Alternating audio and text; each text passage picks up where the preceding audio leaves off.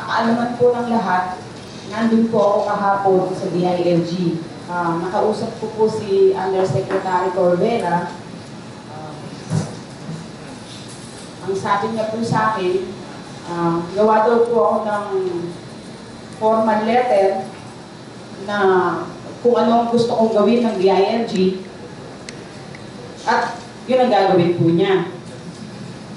Pero bago po yun, kaya po ako naiiyak po kanina, yun nga po yung sinabi ko, imbis na po maramdaman ko na i-comment niya ako dahil nagsalita ako ng katiwalian para po maituwid ang aming ahensya, pinagalitan pa po ako ng aming undersecretary.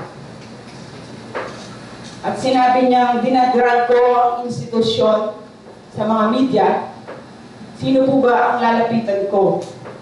Kung hindi po yung mga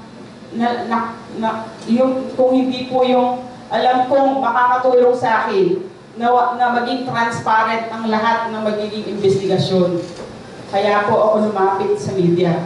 Yun po yung iniluha ko kanina na inaasahan ko yung departamentong magtatanggol po sa akin. Hindi ko po naramdaman yung kalinga na yun nung nandun po ako sa loob ng kwarto.